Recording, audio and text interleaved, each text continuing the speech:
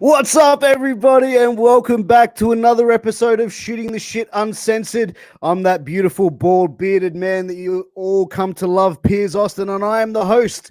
And we are brought to you live by Multi-Continental Wrestling Alliance on Facebook and on YouTube and wherever you're watching us.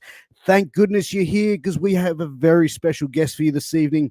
But before I bring out that guest, I have to make a very, very quick thanks and mention our sponsors who keep the lights on up in here. So let's get started. First off is A-Rock Designs. Now, A-Rock Designs is that company that you were seeing all over the wrestling groups and pages. They make custom cups, tumblers, hoodies, keychains, you name it, they make it. They made me this custom CM Punk tumbler, and I absolutely love it. Everyone who knows me knows I'm a fucking punk mark. I haven't put beer in this cup yet because I kind of feel that would be like kind of sacrilegious to CM Punk. But anyway, I digress. Next is Signal Studios. So if you're a professional wrestler, you're an independent professional wrestler, you want to get yourself some new entrance music, you want to sound fly or look fly when you come into the ring with some great badass music, check out Signal Studios. They're a Sydney-based recording studio.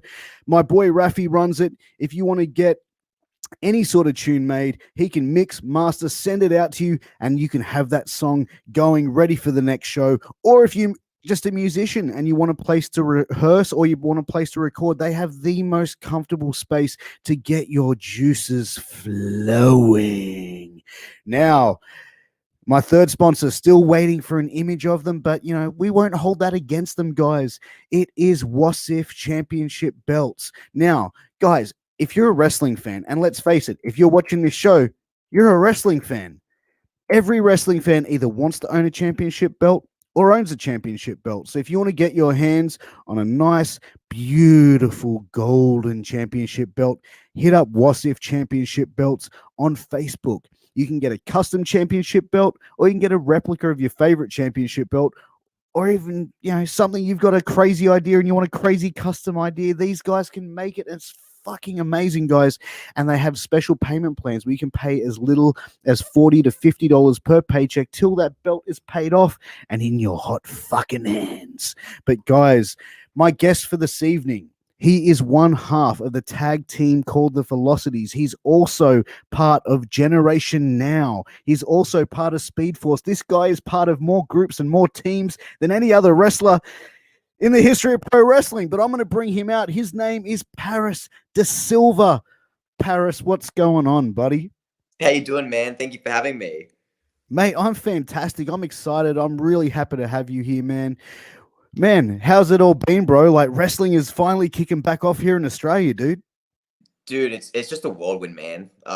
Especially with what's been happening as of late, for us to be able to have like a live show coming back, but especially having fans back. Dude, I'm just hoping that things keep rolling and hopefully we just keep going on from here. Dude, absolutely. And, I've mentioned before, and I'm going to mention it again. I was at Wrist Locks and Pile Drivers about 2 weeks ago. And, man, I am obsessed with PWA wrestling right now. I'm obsessed with Aussie wrestling right now. I can't get enough of it. And, man, the match that you're in a 6-man with Jude the Dude and Matt Rogers versus the Prefix. And dude, that was such an entertaining match. It had, some great spots in it. And, you guys in the ring just, it looked like you were just really excited to be back out in front of a crowd and just doing what you guys do best. Yeah, man. It's funny because I tend to be a bit shy when it comes to crowds, especially in ring. But the fact that we haven't had a crowd for so long, I mean, man, just any interaction we could have with people, like, it just feeds us, man. You have to have that live environment to have a really successful show.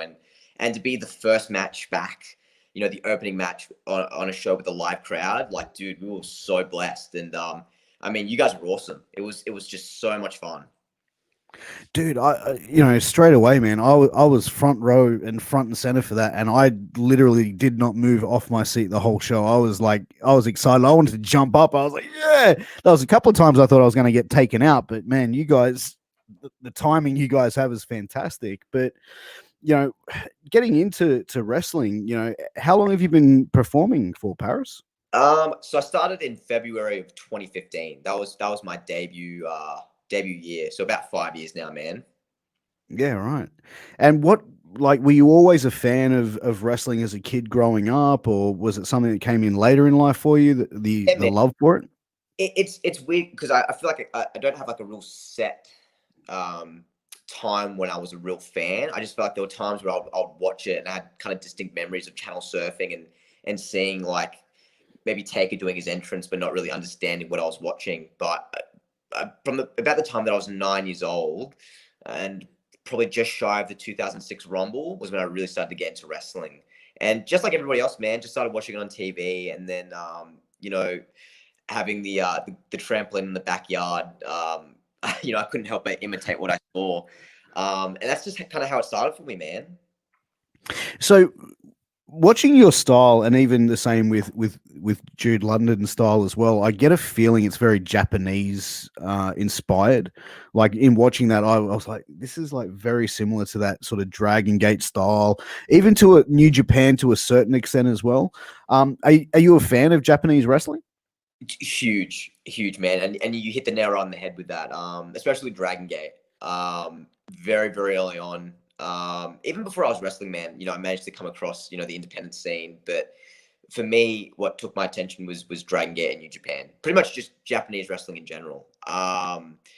It's just such a physical style, and the pacing of it's quite quick, especially with Dragon Gate, man. And it's something that myself and Jude have studied to death, man. Our style is very very much attributed to Dragon Gate. Yeah, no, I could definitely sort of see that sort of Japanese influence in you guys, just the way that you guys move in the ring and the spots that you guys were doing. I was just like, yeah. I went back and I watched more of your matches, and that was one thing that I definitely sort of was like, yeah, I get that feeling that these guys, have either trained in Japan or are very heavily influenced into it. But we got a question from the audience, Chris Kennedy, who wants to know what got you into wrestling, Paris. So, like, what actually got you into the professional wrestling world itself? Like, what made you make that step? For me, it was the athleticism. Um, the way I saw these guys move, I hadn't seen in any other sport. And for me, growing up, I tried other sports, man. I tried soccer, I tried tennis. To me, the closest thing that I got was gymnastics. But for me, you couldn't replicate anything other than wrestling. That's all that I could see. That's all I wanted to do. And just the way these guys move, man. Guys like Rey Mysterio, guys like Eddie Guerrero, guys like Puck. Mm. Those are the guys that I was like, man, like I just wanted to be like them. So that's what really, really just kind of got my attention and made me want to be able to do pro wrestling. Yeah, man. And your Greek background, correct? Or you come That's from a Greek background? Yeah, So is your family like a very traditional Greek background? I can just yeah, imagine how a Greek family would be going, "Oh, you want to try pro wrestling? Okay." yeah, man. It's one of those things. My grandmother was a huge pro wrestling fan until I Yeah. started doing it, and then she absolutely hates it. And but thankfully, like over the years now, they've been very supportive, man. They've accepted it. I think at first it was very much just a phase to them, and kind of like we'll see how long it lasts. But man, it's been going on for 5 years strong now, and there's no sign of it stopping. So I think they've come to terms, they've accepted it. But yeah, at first, man, they were worried. So did you do much research before you got into wrestling, like on where to go and train, who were the best trainers, or was it like Google first one? That's where I'm going. Yeah. So at first, man, like my mindset was I didn't really know there was much of a scene in Australia. Being so young, all I saw was WWE. So my mindset was, well, I'll have to go to America. I'll have to move overseas, and that's how I'm going to train. But over the years, I ended up doing my own research online and pretty much just typing in, wrestling schools in Australia. But being a bit naive, man, I didn't dig in too deep. I just pretty much just saw the first school that was available and just clicked the link and then just started making arrangements to train. Which school did you train at? It was with AWF. Oh, okay. So TNT. Correct. Yeah, yeah. So that was around 2012. So I was 16 when I started training, man. Um, kind of realized that, that school wasn't really for me, and ended up moving on to the Australian Pro Wrestling Gym under J Law and Diego, where I really started getting my foundations to be a pro wrestler. And how long were you training at AWF before you decided it was time for you to move on to somewhere else? About a week, man. It was at a time. Yeah, it was very, very brief, dude. It was at a time when there wasn't really like an actual school. It was in a backyard, man. So that was kind of like the first sign. I was like, maybe this isn't the best approach. And it was over 5 days, man. And if you know wrestling, even just by watching it, you can't teach somebody the basics in 5 days. It's a very, very long and a very particular procedure. You have to spend a lot of time doing it. So for me, I kind of looked at that and went, you know what, I think I need to look further into other schools if there are any. And thankfully, I ended up coming across the APWG. I think like a lot of people and majority fans think they see wrestling on TV and go, that's fucking easy. I could get into doing that, get signed by WWE a week later, and then like 2 weeks later, I'm gonna face John Cena at WrestleMania. But Yeah. there's so much goes into it, and it's like it's like boxing or MMA or Muay Thai. It's footwork. It's the feet have to go in certain places. It's very technical, and a lot of people I think probably get into that world and just don't understand how technical it really is until they start that process of training. Yeah. How did you find the whole training process? Like, did you pick things up quickly, or were you like one of those people going, holy shit, this wasn't what I expected? Yeah, I was pretty fortunate in being able to pick things up pretty quickly. I think having a very slight background in gymnastics really, really helped in terms of being able to roll. But when it came to like having that first bump, it was a real like wow, like it's a lot harder than you think. I was a bit naive in thinking like, oh, it probably won't be too painful, and it hurts, man. And that thought did come across my mind. Is this something that I really want to go into? There's very, very serious risk, but for me, it was kind of like I just wanted to kind of push the envelope further and further and further, and just kind of see how long I could last. But you know what? It came to a point where I got through, man. I wasn't just the only one going through it as well. I had other people with me that were training as well. So it was kind of a mindset that, like I'm going through it with other people, and I'm just going to give it the best that I can. And thankfully, I ended up making it through. But I think that's probably a thing with society though as well. Like a lot of people think that it should be easy. I should just go and do it. If that person can do it, I can do it. Like how hard could it be? But if pro wrestling was easy and training to be a pro wrestler was easy, there'd be a lot more fans lining up to do it. And it's definitely not. Yeah. Yeah. That's how it is, man. Yeah, I mean, it definitely is. But I think it as well, once you get in there, you really have that appreciation for it. And it definitely sounds like once you got in there, you did have that second guess of, do I really want to do this? But persevering through it. And now look where you're at. It goes to show that, the dedication that you have for that world is second to none. Yeah. But like, as far as influences and inspirations, that's one Chris Kennedy again has thrown out here that wants to know, who would you say has been most of your main inspiration in your career? It's hard to really just kind of narrow it down to one, but if I had to pick one, for me it would be Puck. Puck is for those who don't know, is a British wrestler, maybe more well known as Neville in WWE. So my initial trainer, Jay Law, actually had a very, very brief stint in Dragon Gate.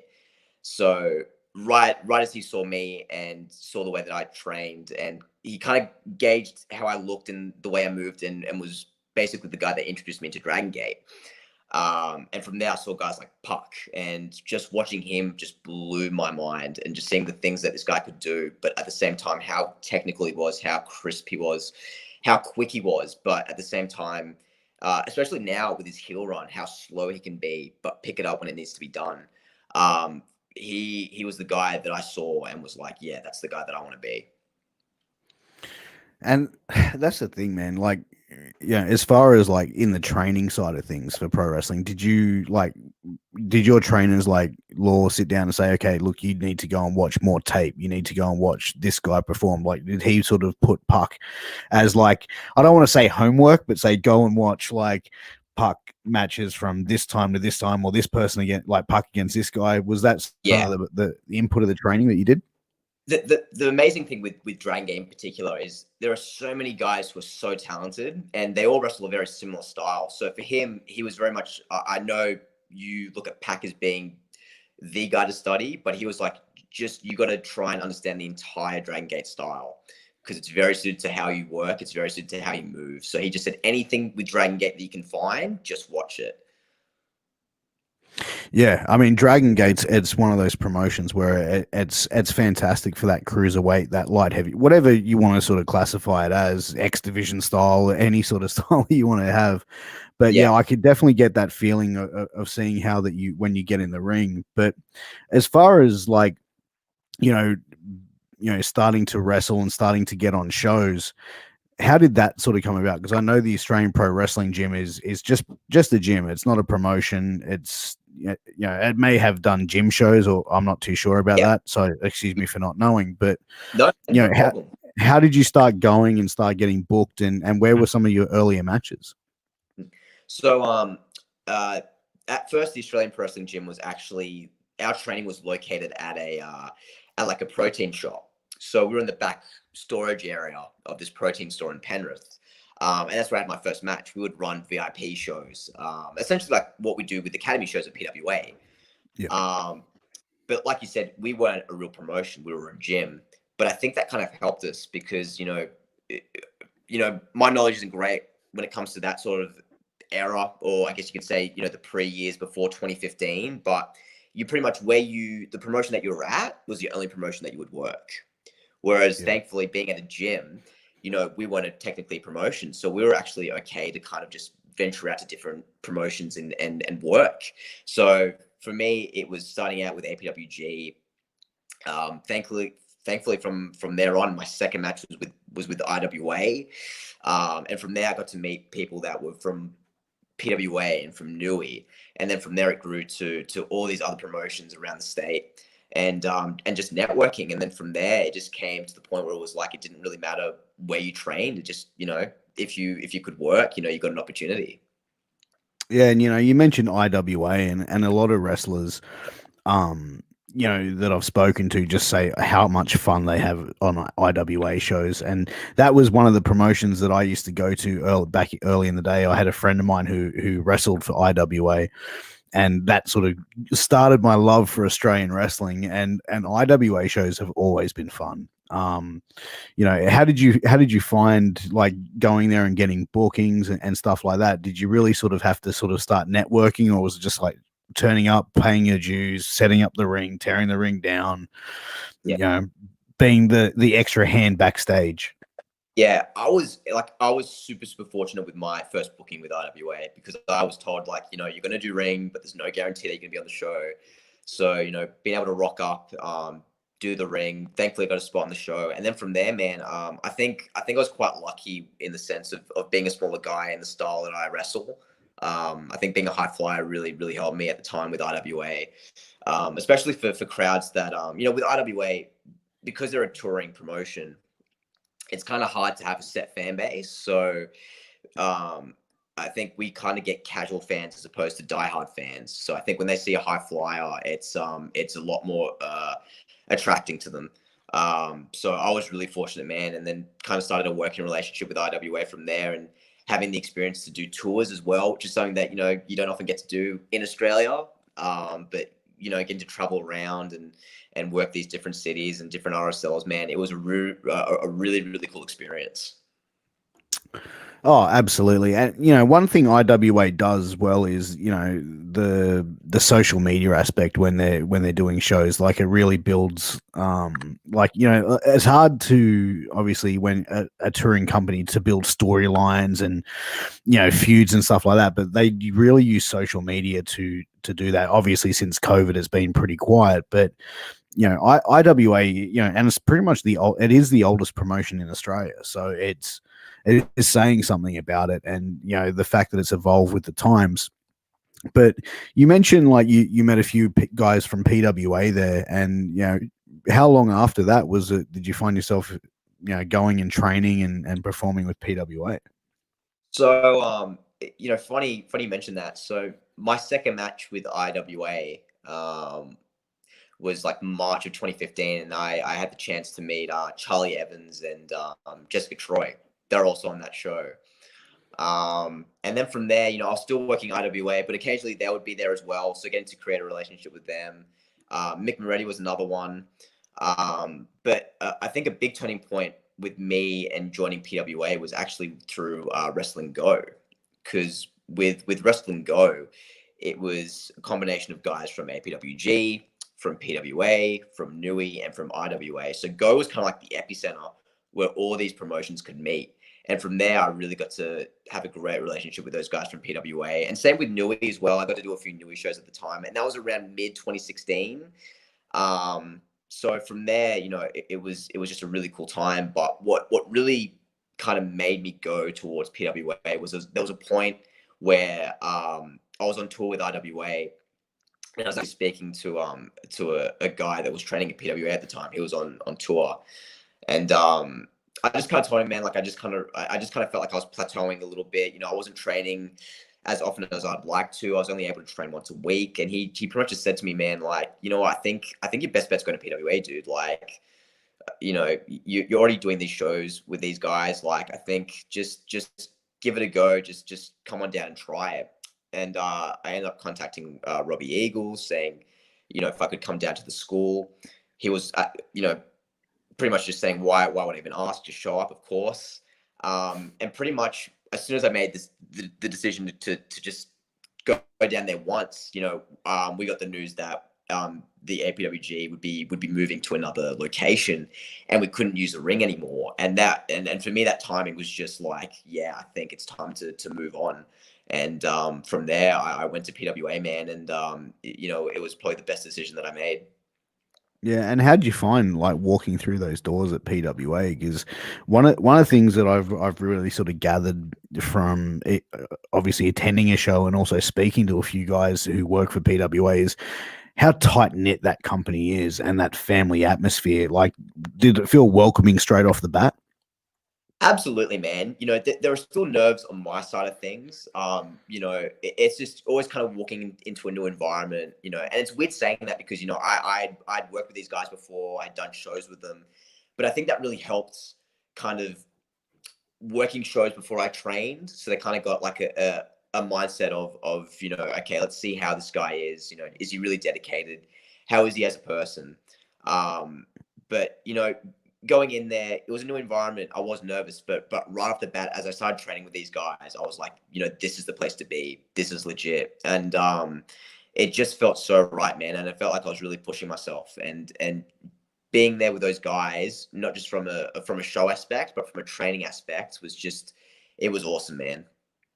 Yeah, and I suppose that's the thing. Once you start training with people day in and day out, and you put that grind in, it's like you build those friendships very quickly when you start training with people. I find like whether it's wrestling, or any other type of combat sports, you definitely sort of get that sense of camaraderie, and you definitely want to sort of push each other to do better and get better. And as I said, you definitely get that family vibe at PWA that it's you don't really see that at many other wrestling shows, that feeling of it. And and what you guys do in the ring, as I mentioned, we were talking earlier, some of the styles that all culminate there, as well as everything sort of gels very well with the shows. And you can see that you guys are very used, like from what I saw of the matches, you guys are all very used to training with each other, working with each other, and that shows in the ring because the quality of matches. It's not like, I had a friend of mine in the US who asked me how was that Aussie wrestling show you went to, and I said, dude, that was probably just as good as any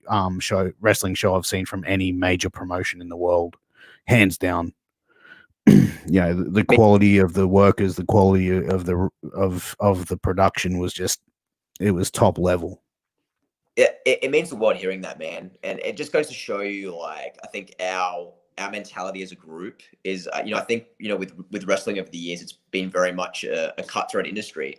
It's about, I guess, making money over friends, but I think you can make a lot more money when you're working with great friends, in my mind. And having that mentality of wanting to build, PWA as a whole, as opposed to just, yourself, is super rewarding, man. And the fact that, we all train together, we're all very comfortable with each other. If you really want to succeed, I think as a group, you need to train as a group. You need to be with the group. And it's just such a great feeling knowing that you're not just working towards bettering yourself, but bettering everybody around you.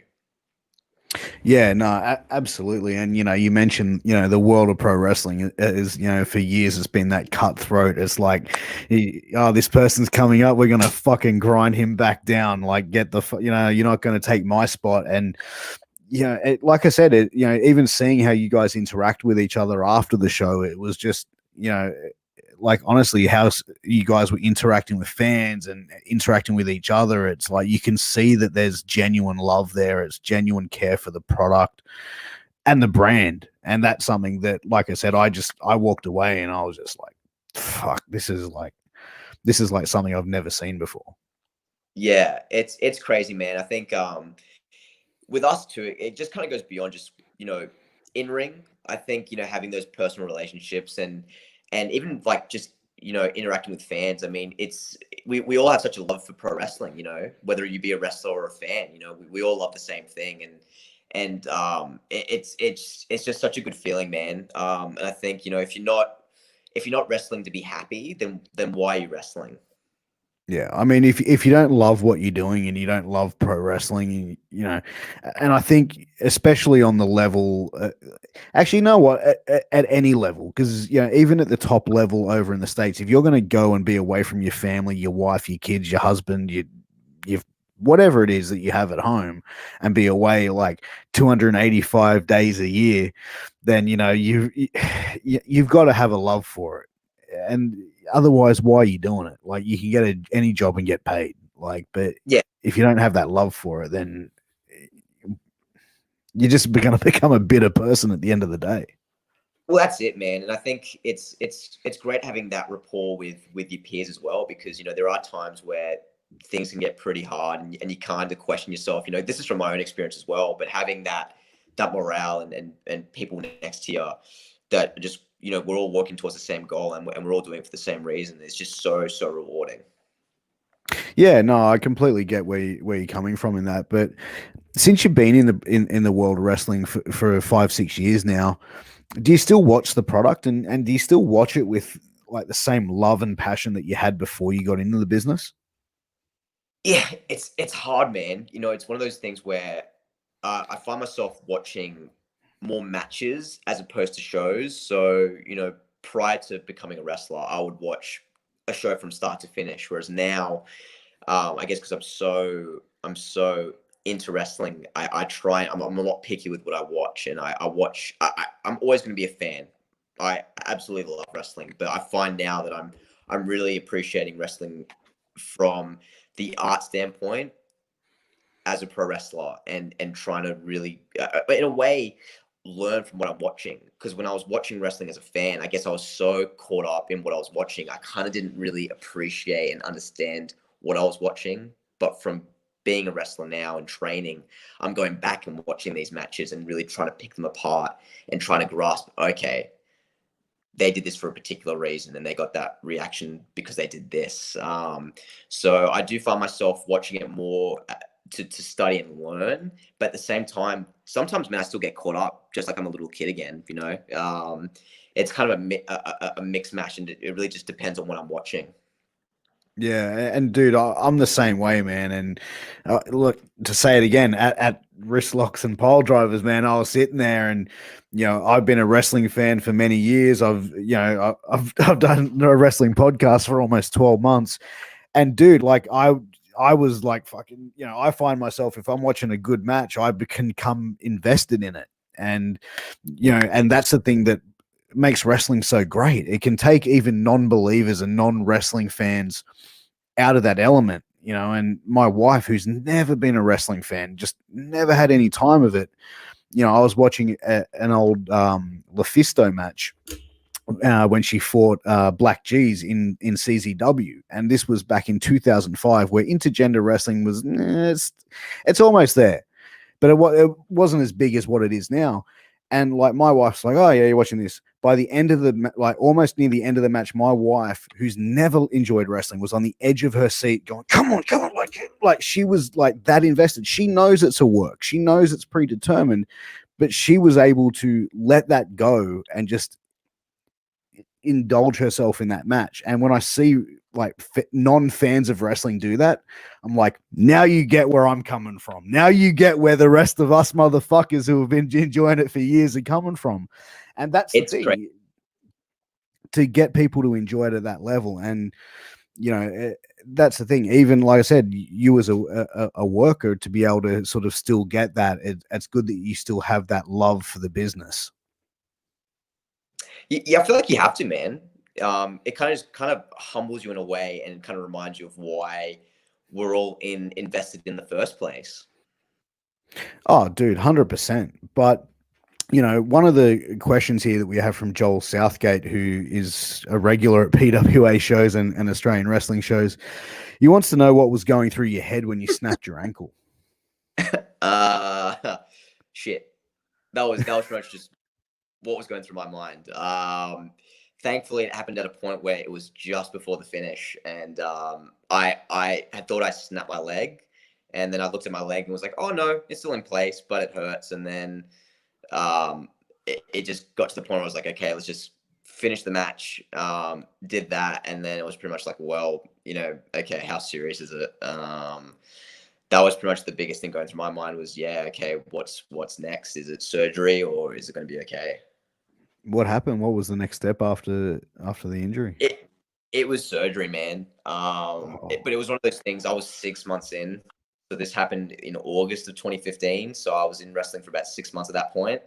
And in hindsight, looking back, I'm kind of glad that something like that happened so early in my career, because it was kind of like another reminder of, there are really serious risks in wrestling. There are very serious risks in the style that you wrestle. Is it something that you really want to continue in? And a real step in, are you going to be able to, I guess, make it? And, you know, everybody has injuries. No matter, there's risks no matter what we do. Yeah. It was surgery, man. It was just 4 months of rehab. Thankfully, I was estimated to be back by 6 months. I was back in 4, performing on shows again. So it all worked out, man. I've still got a plate in my ankle. It's like it never happened, man. So it all worked out in the end. Did it go through your head of going like, do I want to continue this? Like, you know, did that run through your mind at any stage? Yeah. Oh, absolutely, man. Yeah. As soon as it happened, I was like, yeah, like, you know, what if it happens again? And then it just came down to the point where it was like, well, like, I can open a door and drop dead the next minute. Like, you know, there's no guarantee for tomorrow, man. You might as well just do what you want to do. And you know, there are risks with everything, dude. So, you know, shit happens. It happened. I'm okay now, and I'm still going. So, yeah, it went through my mind. Is it going to be worth it? But you know, it certainly was, man. But that's the thing, man. There's risks in anything in life, man. And if you live life in the world of what if, then you're never going to Yeah, experience, you know, what life is all about. And you know, and that's the thing, you know, that happening earlier in your career, it's probably a blessing, because then it's like, okay, this is, as you said, it's like the style that I wrestle is dangerous. And that's the thing. Wrestling is a lot of things. It's predetermined. You can call it choreographed. yeah, Don't call it fake. You yeah, know what I mean? Like exactly. that to me is like, you don't turn around if someone came up to you after you just broke your ankle and said, "Hey, you just did that in one of those fake wrestling matches," you would have fucking you would have punched a hole straight through the back of their fucking head, as anyone would have, you know. Yeah, yeah, And that's the thing. that's it, man. And it's a funny story, because on that show where I did break my ankle, I actually had an old high school teacher at that show. Funny enough, um, and she saw that I was on the show, and then saw the injury take place, but she thought it was just part of the show. And like it was only until recently where I was like able to tell her like, oh no, like I legit broke my ankle, and she couldn't believe it. So yeah, man, that was kind of like the one thing that I kind of look back and laugh at when it comes to that situation, was having that one person being like, oh no, it's all part of the show, when it wasn't. So But that's the thing, man. As a wrestler, you always want to say, "No, this is as real as it gets, man." Like, yeah, I'm going to be wrestling next week, and I might even break the other ankle, sweetheart. Turn up and check it out, and make sure to watch it. But getting into the tag team, the Velocities, how did that come about? And because you guys work really well together, and then add in, full force Matt Rogers as well. But how did the Velocities come about? yeah. I mean, so me and Jude, we met May of 2016, if I'm remembering correctly, and we just hit it off right away. But there was like it was one of those things where we at first never really saw us as a tag team, but everybody around us was like, "Oh, you guys, you need to be a team." And this went on for about a year and a half, man. So there were really no plans from our part to be a tag team. But it came to a point where September of 2017 was right before we had a show at the Casula Powerhouse, and Robbie Eagles had approached me and Jude, and he said, "Look, we're in the need of having more face tag teams at PWA. Would you guys consider being a team?" And it wasn't like it was. They said it was going to be something long term. They just pretty much said, "Hey, next show, you guys as a team, what do you think?" And we both just kind of looked at each other and went, "Yeah, all right." Like, just no idea on what it would entail, man. And pretty much from then, we just kind of like, we started pitching combinations and just started talking ideas and names, and then things just started to click, and then we were like, man, I think we're really, really onto something. And then from having that first match, and then we had that second match and a third match, and it kept rolling and rolling and rolling, and it just got to the point where it was like, I think we've really stumbled across something pretty valuable here. Yeah, no, absolutely. And seeing, going back and watching your matches and stuff like that, that's sort of, it made me want to reach out to both of you guys, and which I obviously did since you're on the show. And seeing that the way that you guys work together, and especially that tag team, in a tag team environment, and the style that you guys both wrestle, it's a thing of beauty watching you guys work, man. It really is. Appreciate it, man. No, dude, no problem at all. But how did it come to adding that big fucking mean looking motherfucker, Matt Rogers, dude? Because it's like you got the Velocities, and then you got this guy. It looks like he's just walked out of a biker's clubhouse. Dude, it's I'm still like knowing the guy now for like the better part of 3 years, and him being the team for a while now. That guy still scares me to death. It's crazy to think that we're on the same page, but dude, it just came to a point where like PWA is very, very heavily focused on stables, and you look at companies like New Japan, you look at companies like Dragon Gate, the entire roster is in some sort of a faction.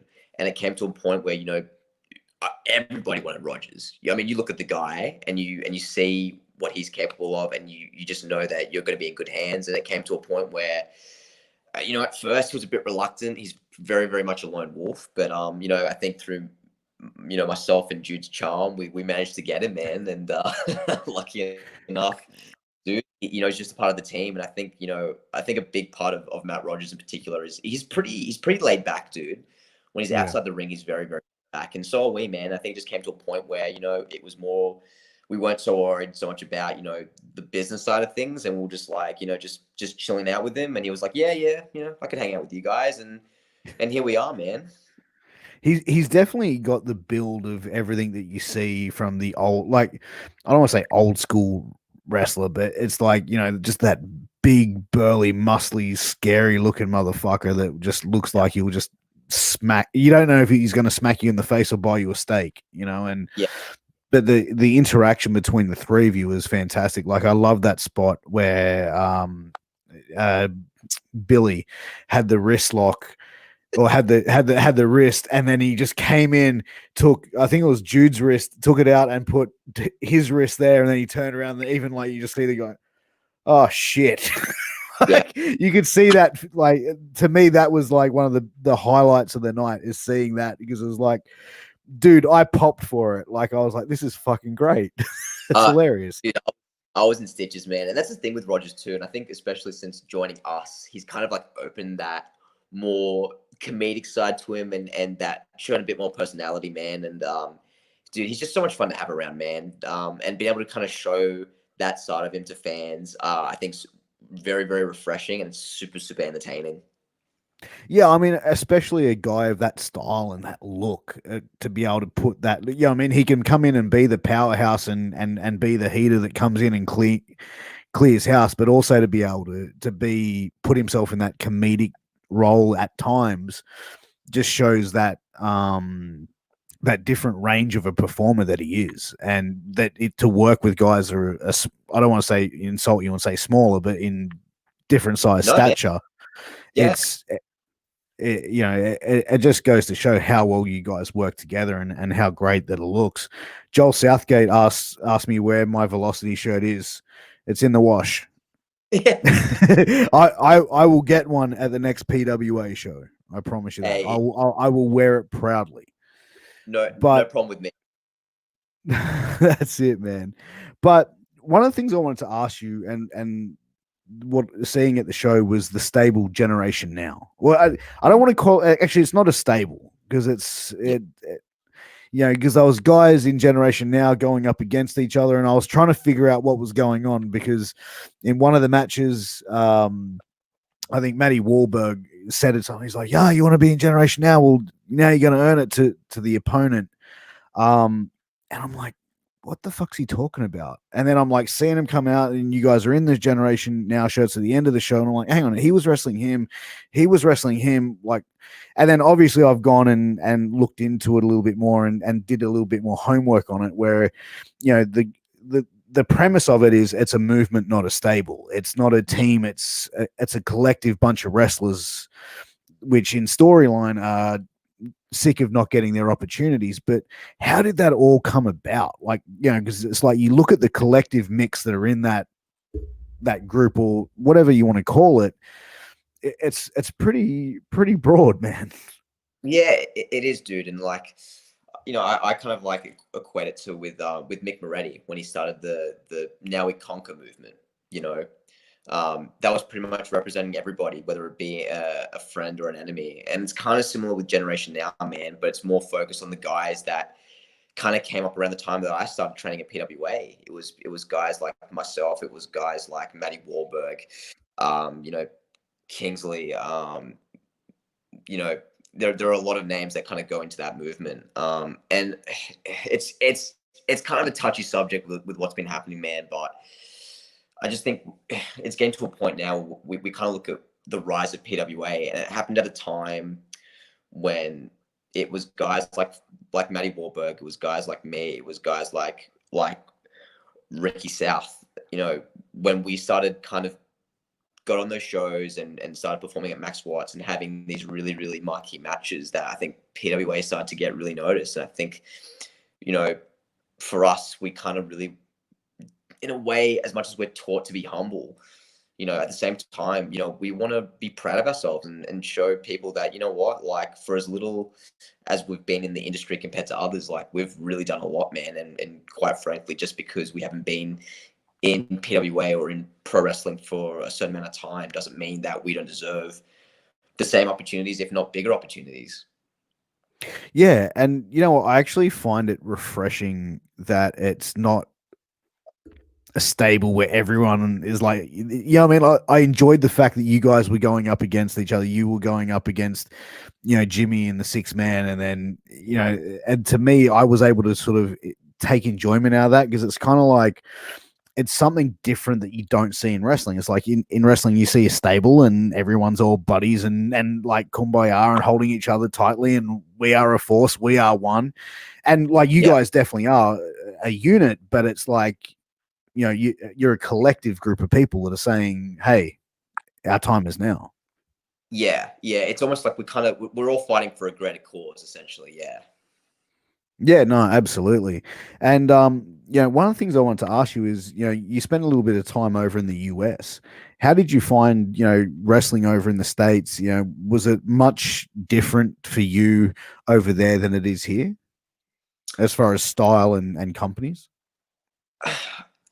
It's funny because I found my experience with Chikara was actually really, really similar to how it is at PWA. Um, in terms of just how the show is produced, how everyone interacts with each other.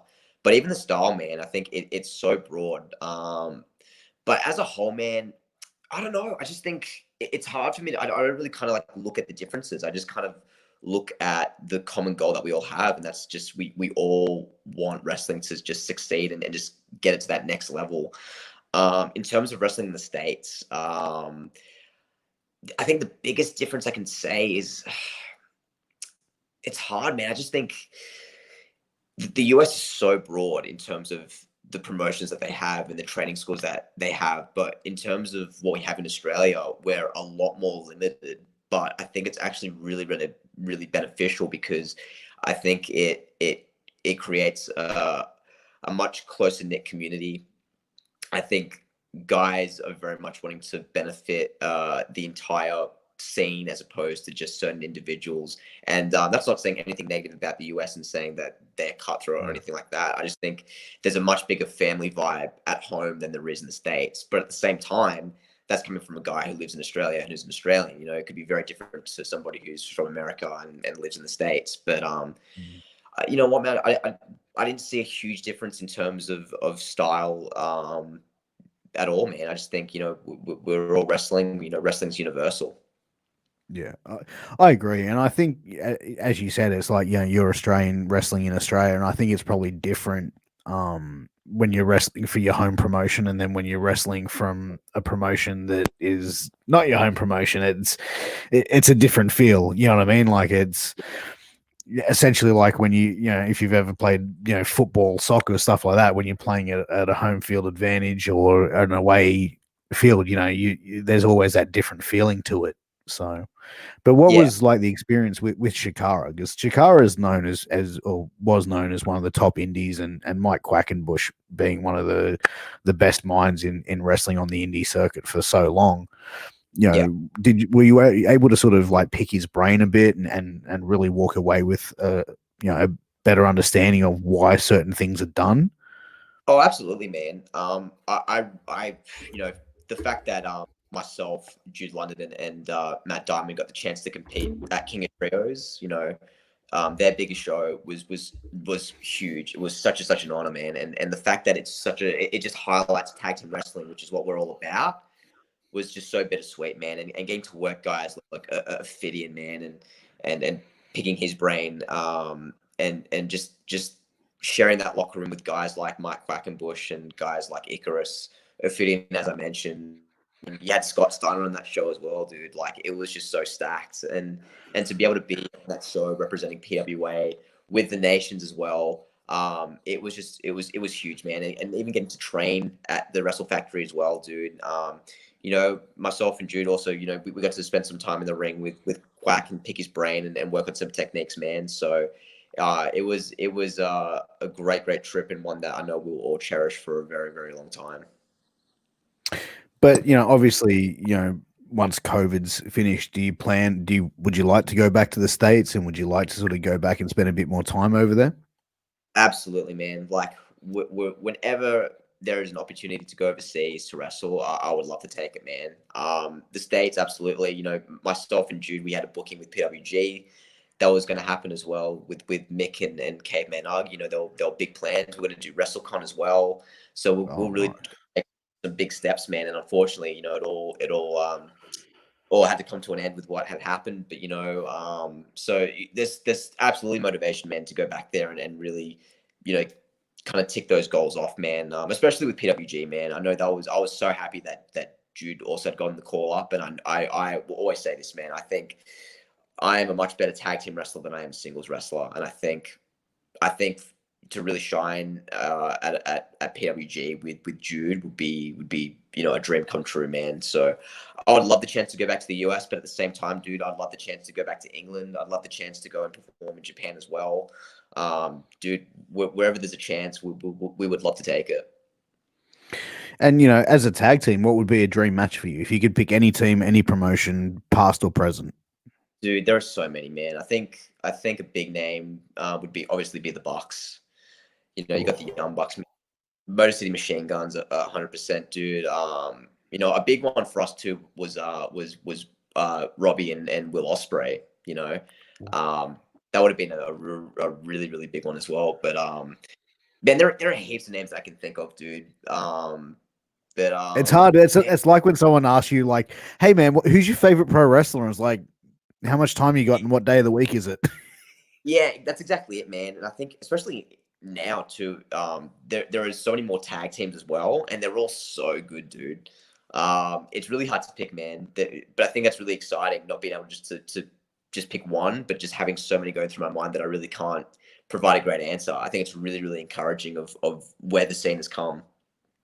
Oh, absolutely. And I think, tag team wrestling is like over the years, it's had moments of being hot and cold. And, in certain promotions, hot and cold, where it's like, as a fan, you sit there and it's like, do you like whoever booking this, like, do you give a shit about like these guys that are going in there trying to make something here? Like, it just, I think TNA back in those early 2000s, as you mentioned, the Motor City Machine Guns, they had some amazing matches against, uh, Consequences Creed, known Yeah. as Xavier Woods now, and fuck, I just drew